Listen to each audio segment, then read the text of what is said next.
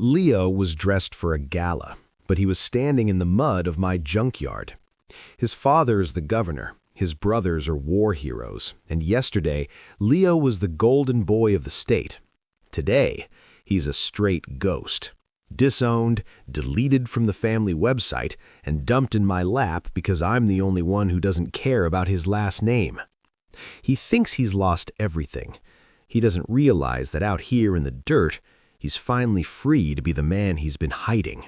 The rain in Oakhaven doesn't just fall. It reminds you that you're alone. It's a cold, biting drizzle that smells of ancient pine and wet asphalt. But tonight, it just smelled like the end of the world. My name is Jax. I've spent the last 15 years building a wall between myself and the rest of humanity. That wall is made of rusted steel, salvaged engine blocks, and the 12-foot chain-link fence that circles my yard. People come to me when they want to bury a mistake or find a part that hasn't been manufactured since the 70s. They don't come to me for conversation, and I like it that way. I was pulling the heavy, rusted chain to lock the front gate when the headlights blinded me. It wasn't a local truck. This was a black European sedan, the kind of car that costs more than my entire shop in 5 years of my life. It hissed to a stop in the red clay mud, its engine idling with a low, predatory hum. The tinted windows were like obsidian, reflecting nothing but the flickering neon open sign of the diner across the road. The rear door opened. A man stepped out. Not a driver, but a suit, a fixer, the kind of man who gets paid to make problems disappear. He walked to the other side, grabbed the passenger by the shoulder, and dragged him out into the mud. Then came the suitcase. A $4,000 piece of Italian leather was tossed into the muck like a bag of trash. "He's your problem now, Jax," the suit barked, his voice cutting through the rain like a knife. "The governor says he's dead to the family. No phone calls, no trust funds, no legacy. Don't let him crawl back to the city. If he tries to leave Oakhaven, let us know." The man didn't wait for an answer. He climbed back into the warmth of the leather interior, and the car roared away, its tires spraying a thick layer of red sludge all over the kid's white dress shirt. His name was Leo Sterling. I knew the face. Every person in this state knew that face. He was the straight golden boy, the youngest son of a political dynasty, the man who was supposed to inherit the crown. But the boy standing in my driveway didn't look like an heir. He looked like a ghost. His frame was trembling, short, jagged shivers that made his teeth chatter. He was wearing a tuxedo with the tie pulled loose, his hair plastered to his forehead by the rain. He stood there, staring at the spot where the car had disappeared, clutching the handle of his mud-stained suitcase as if it were the only thing keeping him from floating away. "I have nowhere to go," he whispered. His voice was a wreck. It didn't sound like the polished, rehearsed tones I'd heard on the evening news. It sounded like a man who had just watched his entire universe collapse. "I don't run a hotel, kid," I grunted. I wiped a streak of black engine grease from my forearm onto my jeans, trying to ignore the way my chest tightened at the sight of him. "I run a graveyard for cars. People come here to forget things, not to live." "Then bury me," he said. He turned his head then, and for the first time his eyes met mine. They weren't just sad, they were hollow. It was the look of someone who had been told they no longer existed. It was a look I knew personally, a look I'd seen in the mirror 10 years ago when I'd walked away from my own life with nothing but a wrench and a scar. "Get inside," I muttered, moving toward him, "before the pneumonia finishes what your father started." I led him up the creaking wooden stairs to the small room above the garage. It was a space I rarely used, filled with the scent of motor oil, old wood, and the lingering dampness of the Pacific Northwest. I kicked a stray alternator out of the way and pointed to the narrow cot in the corner. Leo didn't move at first. He stood in the center of the room, the water dripping from his expensive clothes and pooling on the scarred floorboards. He looked entirely out of place, a diamond dropped into a coal mine. "Sit down, Leo," I said, my voice softer than I intended. He collapsed onto the edge of the cot. He didn't let go of the suitcase. I walked over to the corner where the old radiator was rattling and hissing. I slammed my palm against the top of it, a trick that usually got the steam moving. As the room began to fill with a faint metallic heat, I turned back to him. "Why'd they do it?" I asked, leaning my back against the doorframe. "What does the perfect son do to get dumped into Junkyard in the middle of a storm?" Leo let out a wet, jagged laugh. He finally let go of the suitcase, his hands dropping into his lap. They were soft, manicured hands that had never turned a bolt or swung a hammer. "I didn't follow the script, Jax," he said, staring at the floor. "I was supposed to marry Charlotte in June. We were going to be the power couple of the next decade. Everything was planned. My career, my house, my children. It was all written down before I was even born." He looked up, his lip trembling, his eyes glassy with unshed tears. "They found out about the man I'd been seeing in secret. My father, he didn't even yell. He just looked at me like I was a virus. He told me that a Sterling doesn't choose to be a deviant. He told me that if I couldn't be the man they created, I wouldn't be a man at all." He took a shaky breath. "They didn't just disown me. They erased me. My bank accounts were drained within the hour. My phone was remotely wiped. They even took my car back. They told the press I've gone on an extended spiritual retreat. To the world, Leo Sterling is gone." I walked across the room, reached into the old wooden chest at the foot of the bed, and pulled out a heavy, scratchy wool blanket. I dropped it over his shoulders. As I did, my hand brushed against his arm. He was ice cold. His skin felt like marble, beautiful but frozen. "Well," I said, my voice dropping into that low growl that usually kept people at a distance, "Leo Sterling was a lie anyway. You were playing a part in a play that got canceled. Out here, nobody gives a damn about your father's poll numbers. Out here, you work, you eat, and you stay warm. That's the only script we have." He reached up, his fingers brushing against mine as he pulled the blanket tight around his neck.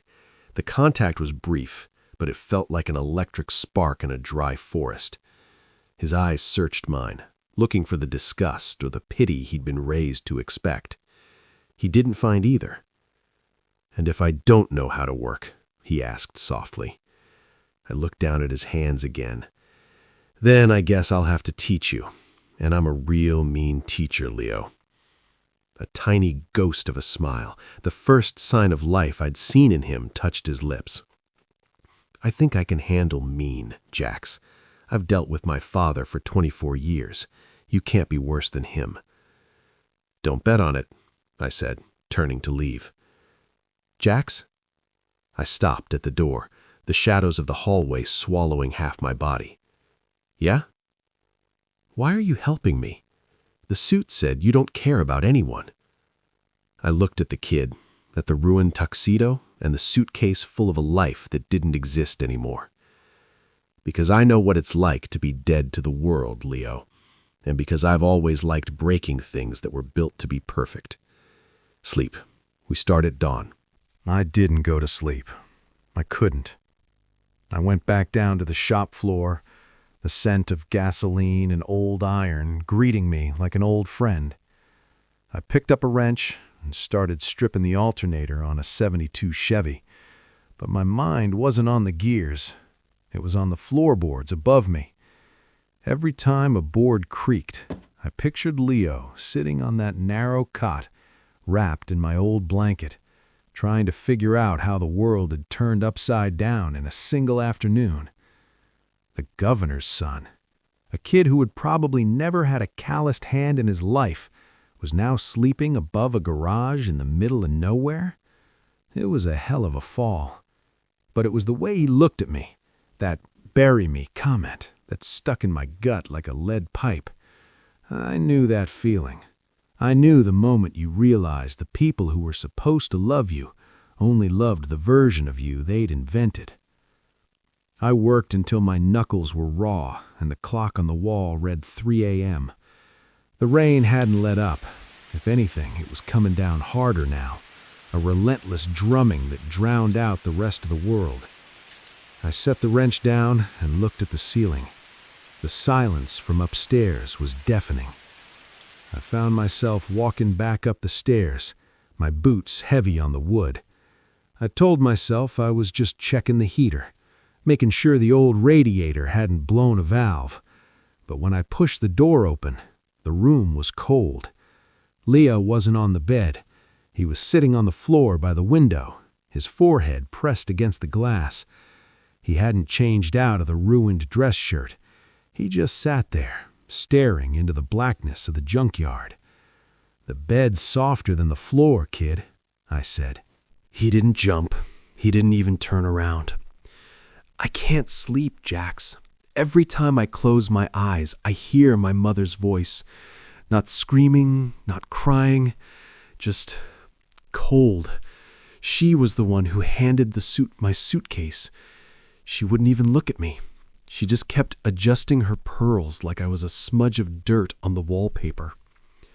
I walked over and sat on the edge of the cot, a few feet away from him. "Family isn't always blood, Leo. Sometimes blood is just the people who have the best map of your triggers." Leo finally turned his head. The moonlight caught the damp tracks on his cheeks. "What happened to you, Jax? You talk like a man who's been through the war, but you're hiding in a scrapyard." I let out a short, dry breath. "I wasn't a politician's son, but I was a straight hero in a small town. High school quarterback, army recruit, the pride of the county. Then I came home with a medal and a secret I couldn't keep anymore. My old man, he was the sheriff. He didn't disown me with a suitcase. He did it with his fists. I left that night and never looked back. I built this place because cars don't care who you love. They just care if you can fix them." Leo shifted, crawling closer until he was sitting cross-legged near my boots. The expensive silk of his shirt was stained with grease from my floor, but he didn't seem to notice. "So we're both ghosts," he whispered. "Yeah," I said, looking down at him. "But at least ghosts can't be killed. We're already dead, remember? That means the worst is over." He reached out, his hand hesitating in the air before he let it rest on my knee. His touch was light, tentative, but it felt like a brand. I should have moved. I should have told him to get some sleep and leave me the hell alone. But I didn't. I sat there in the dark with the governor's outcast, listening to the rain and the sound of two hearts trying to find a reason to keep beating. The sun didn't rise in Oakhaven the next morning. The sky just turned a lighter shade of gray. I was down in the kitchen of the small shack attached to the garage, frying up bacon and brewing coffee thick enough to dissolve a horseshoe. I heard the stairs groan, and a moment later, Leo appeared in the doorway. He was wearing a pair of my old work pants. They were 3 sizes too big, held up by a piece of rope, and a faded black t-shirt that hung off his lean frame. He'd washed his face, but the dark circles under his eyes told the story of a night spent staring at the ceiling. "Coffee's black, food's hot. Sit," I ordered. He sat.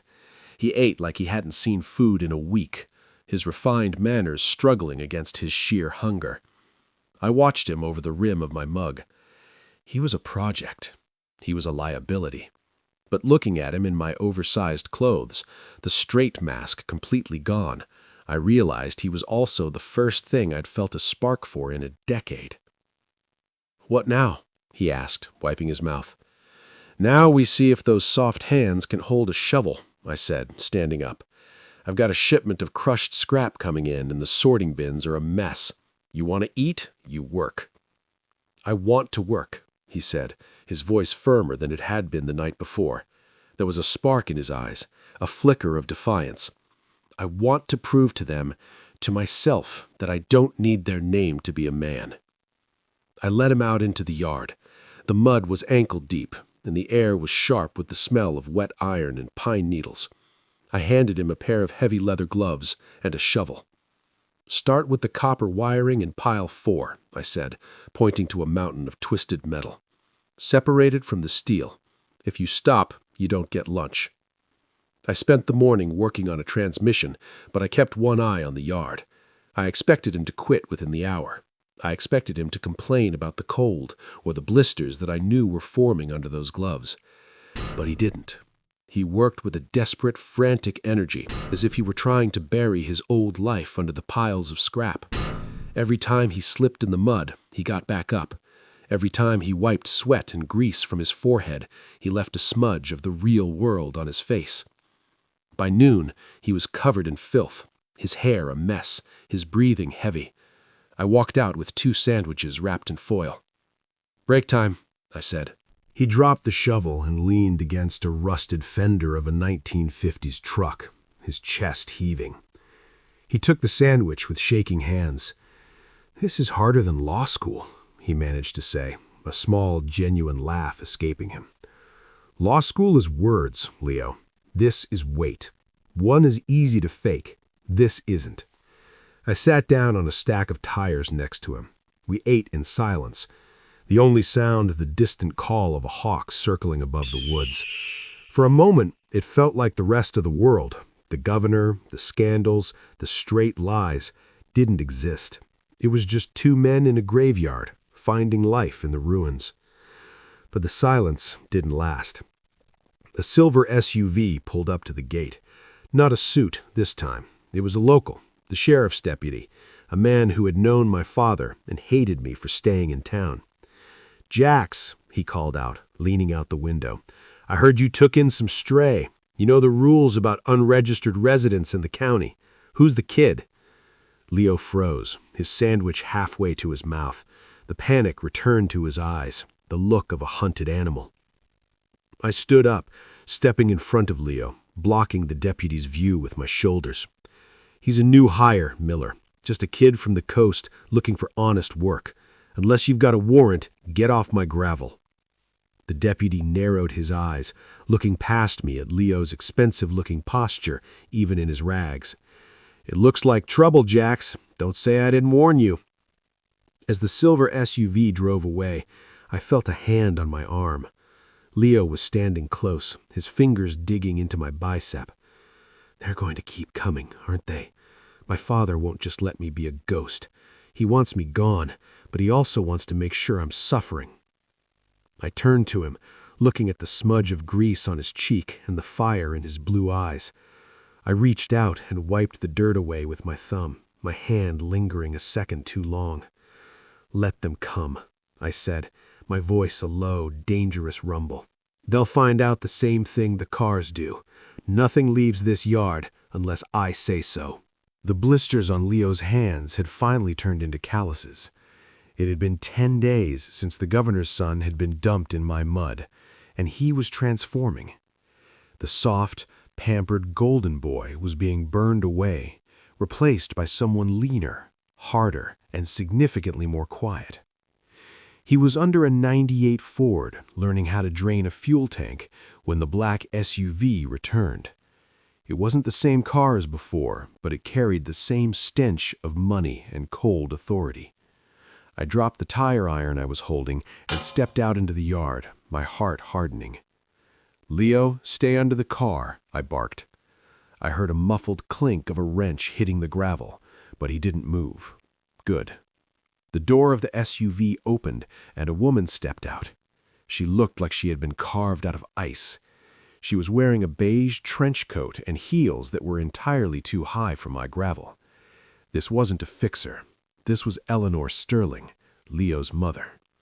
She looked around the yard with a look of pure, unadulterated disgust.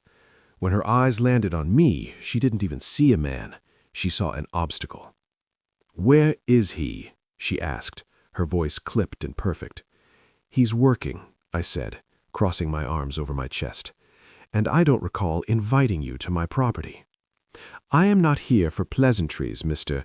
Jax, is it?" She stepped forward, ignoring the red clay ruining her shoes. "Leo has had his little tantrum. The retreat story is starting to leak. His father is willing to reinstate his trust and move him to an estate in Europe until the scandal dies down. We are here to collect him." "Collect him?" I let out a dry, harsh laugh. "You talk like he's a piece of furniture you left in the rain. He's a human being. and last I checked, you told him he was dead." "What we told him is irrelevant," she snapped. "He is a Sterling. He belongs to the legacy." "I don't belong to anything."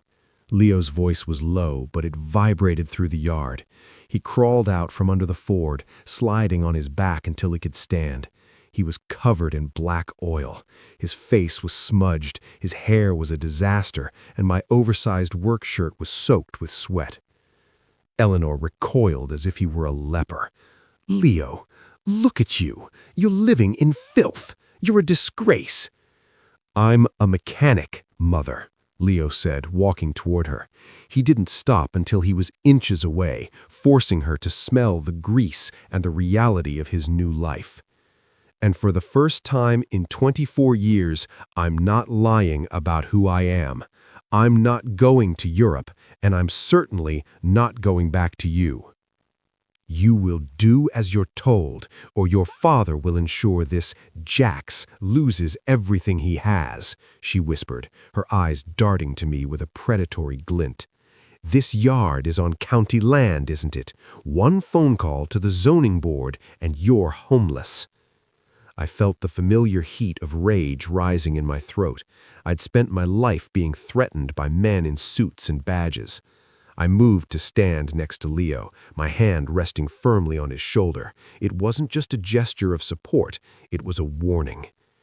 "Get off my land, Eleanor," I said, my voice dropping into that dangerous growl, "before I show you exactly how mean a ghost can be." She left, but the air in Oak Haven felt poisoned. We both knew she wasn't done. The Sterlings didn't lose, they just changed tactics. That night, the garage was silent, but neither of us could sleep. I was sitting at the small kitchen table, a bottle of bourbon between my hands, when Leo walked in. He wasn't wearing the blanket anymore. He looked stronger, his shoulders squared. "They're going to come for me, aren't they?" he asked, sitting across from me. "Properly this time, not with words." "They'll try," I said, pouring him a small glass. "But your mother made a mistake. She thinks I'm just a mechanic. She doesn't realize that I've spent my life guarding things that people want to take away." Leo took a sip, wincing at the burn. He looked at me, his blue eyes searching mine in the dim light of the single bulb hanging above us. "Why, Jax? Why are you risking your home for me? You barely know me." I reached across the table, my calloused fingers catching his chin. I forced him to look at me, to see the truth I'd been hiding behind my walls. "Because when you stood there in the rain, you weren't the golden boy. You were just a man who wanted to be seen. And I saw you, Leo. I've been looking for you my whole life." The atmosphere shifted. The fear that had been hovering over us for hours vanished, replaced by a tension that was thick and electric. Leo leaned in, his breath hitching. "I've never been seen before," he said, his voice barely a breath. "Not like this." I didn't think, I just acted. I pulled him toward me, my mouth crashing against his. It wasn't a gentle kiss, it was desperate, a collision of two people who had been denied the right to exist for far too long. He tasted of bourbon and defiance. His hands found the back of my neck, his fingers tangling in my hair with a hunger that told me everything I needed to know. He wasn't straight. He wasn't a Sterling. He was just mine. We ended up on the floor of the kitchen, the linoleum cold beneath us, but the heat between us enough to burn the whole yard down. For the first time, Leo wasn't following a script. He was making his own. But the peace was short-lived. The sound of glass shattering in the shop below us cut through the moment like a gunshot. "Stay here," I commanded, reaching for the heavy iron pipe I kept under the sink. "No," Leo said, his eyes hard. "I'm done hiding." We moved through the dark hallway, our hearts hammering in unison. Below, the garage was flooded with the orange glow of a fire. A Molotov cocktail had been tossed through the front window, and the flames were already licking at the tires of the Ford. Through the smoke, I saw them, 2 men dressed in tactical gear, no badges, no names, private security, the cleanup crew. "Grab the fire extinguisher by the door," I yelled to Leo. I didn't wait. I charged the first man. He was fast, but I had 15 years of rage and a lead pipe. I swung, the iron connecting with his ribs with a sickening crunch. He went down, but his partner was already on me, a taser crackling in his hand. I felt the surge of electricity hit my shoulder, my muscles seizing as I hit the gravel floor. "Jax!" Leo screamed. The second man ignored me, moving toward Leo. "Come on, kid. Your father wants you home. Don't make this harder than it has to be."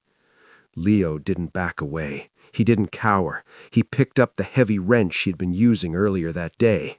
"I am home," Leo spat. He swung with everything he had. He wasn't a politician's son anymore. He was a man protecting the only life that mattered. The wrench caught the man across the temple, sending him reeling back into the flames. I managed to push myself up, my heart roaring in my ears. I grabbed the fire extinguisher from Leo's shaking hands and doused the flames before they could hit the fuel lines. The 2 men scrambled back toward their car, defeated and scorched. As they roared away into the night, the yard fell into a terrifying silence. Leo was standing in the middle of the smoke, his chest heaving, his face covered in soot. He looked at his hands, hands that were now stained with more than just oil. "They won't stop," he whispered, looking at me. I walked over to him, pulling him into my arms, ignoring the smell of smoke and the blood on my shirt. I held him until the shaking stopped. "Neither will I," I said, my voice echoing through the ruins of my shop. "They wanted to erase you, Leo, but they forgot one thing. Once you've been to the bottom, you aren't afraid of the dark anymore. We aren't ghosts anymore. We're the monsters they created." Leo looked up at me, a dark, beautiful smile finally touching his lips. "Good. I've always wanted to see what I'm capable of." The morning after the fire, the junkyard didn't smell like pine anymore. It smelled like melted rubber and spent adrenaline. I stood in the center of the shop, looking at the charred remains of my front window. Leo was beside me. He wasn't shaking, he wasn't crying. He was cleaning the soot off a heavy-duty crowbar. The transformation was complete. The golden boy was dead. The man standing next to me was forged in fire. "They won't stop until I'm back in a cage or 6 feet under," Leo said, his voice flat and hard. "My father doesn't do loose ends. As long as I'm alive and free, I'm a threat to his re-election." "Then let's give him something real to worry about," I said. I walked to the back of the shop and pulled the tarp off my personal project, a 1969 Chevy Nova, reinforced with roll bars and a custom-built 502 big block engine. It was a beast, designed for one thing: speed and impact. "We're going to the city?" Leo asked, a spark of something dangerous in his eyes. "We're going to the Sterling Gala, the one where he's announcing his run for the Senate. If he wants to pretend you don't exist, let's make sure the whole world sees the man he tried to bury." The drive to the city took 3 hours. We didn't talk much. We didn't need to. Every time I shifted gears, I felt Leo's hand on the center console, right next to mine. We were a team now, a mechanic and an outcast, heading into a world of silk and lies. As we pulled up to the governor's mansion, the contrast was jarring. Hundreds of luxury cars lined the driveway. Men in tuxedos and women in diamonds floated across the manicured lawn. I parked the Nova right at the front of the valet line, the engine's roar drowning out the string quartet playing on the veranda. I didn't care about the valet's wide-eyed stare. I didn't care about the grease on my black denim. I stepped out, and then I opened the door for Leo. He was wearing the same white shirt he'd arrived in, but we'd cleaned it as best we could. It was stained with a light gray oil mark on the cuff, a badge of honor. He stood tall, his shoulders back, the light of the chandeliers reflecting in eyes that no longer looked for permission. "You ready?" I whispered. "Ready," he said.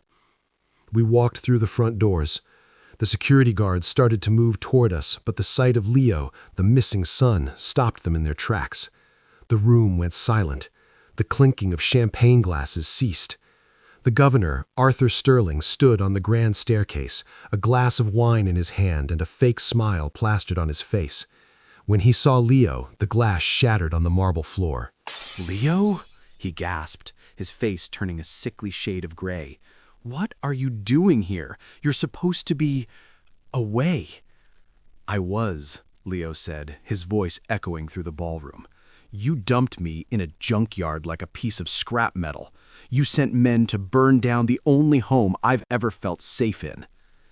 "This is madness," Eleanor hissed, stepping out from the crowd. "Security, remove these people."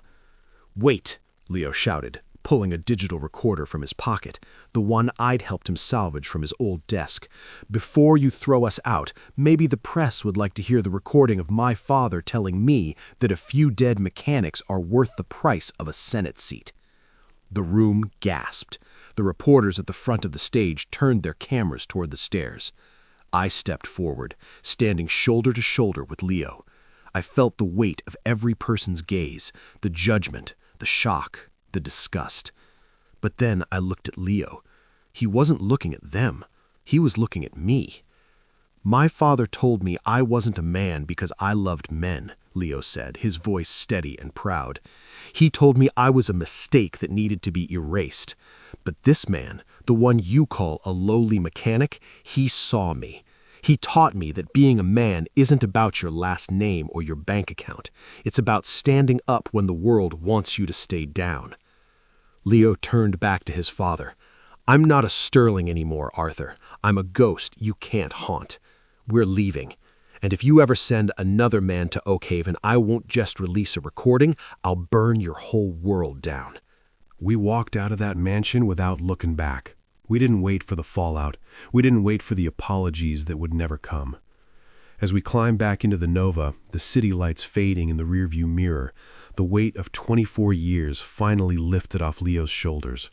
He leaned his head back against the seat and let out a long, shaky breath. "It's over," he whispered. "No," I said, reaching over to lace my fingers with his. "It's just starting." We pulled into the junkyard just as the sun began to peek over the pines.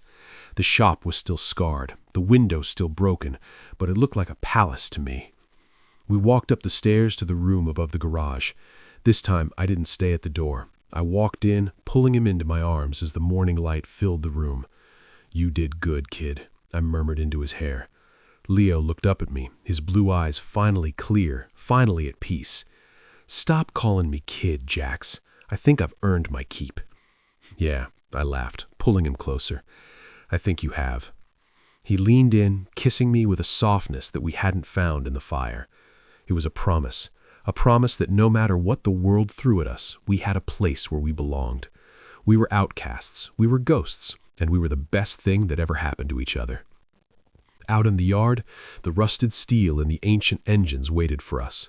But for the first time in my life, I wasn't just fixing cars, I was building a life. And Leo, he wasn't the golden boy anymore. He was something much better. He was free. If you believe that family is about who stands by you in the mud, not just who shares your blood, then hit that like button and subscribe to Gay Stories Chronicles. We're just getting started telling the stories the world tries to erase, and I want you here for every single one of them. Before you go, I have a question for you. If you had to walk away from your entire life tonight to finally be your true self, what is the one thing you'd make sure to pack in your suitcase? Drop your answer in the comments. I read every single one.